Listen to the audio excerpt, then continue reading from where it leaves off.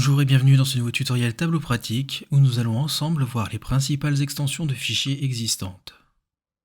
Lorsque vous travaillerez sur Tableau, vous rencontrerez différentes extensions qu'il est impératif de connaître afin de savoir quel type de fichier il s'agit. Dans ce tuto, je les ai volontairement regroupés en 3 catégories. Pour commencer, nous avons les extensions classeurs.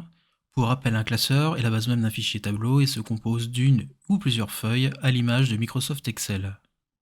Deux formats possibles, le format TWB pour Tableau Workbook qui contient les informations de paramétrage telles que vos tableaux texte, vos graphiques, vos champs calculés, vos tableaux de bord ou encore vos histoires, mais sans la source de données.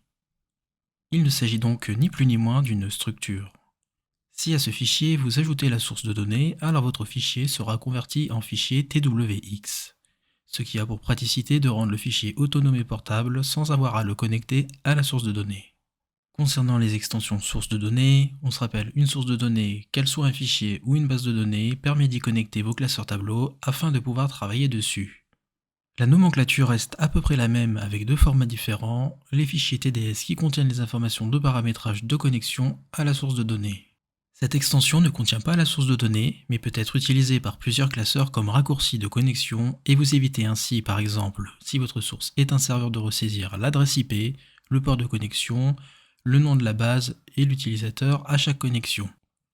En revanche, par sécurité, bien entendu, le mot de passe, si configuré, sera nécessaire à chaque ouverture de la source. De même que les fichiers TWX, l'extension TDSX contiendra la source de données elle-même.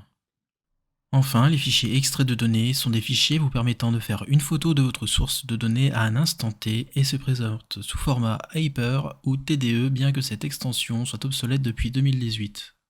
Sachez qu'il existe d'autres extensions possibles, mais que nous n'aborderons pas dans ce tuto car il s'agit de formats système ou permettant l'activation de licences Tableau. Le but de ce tuto était de vous présenter les formats les plus connus et utilisés.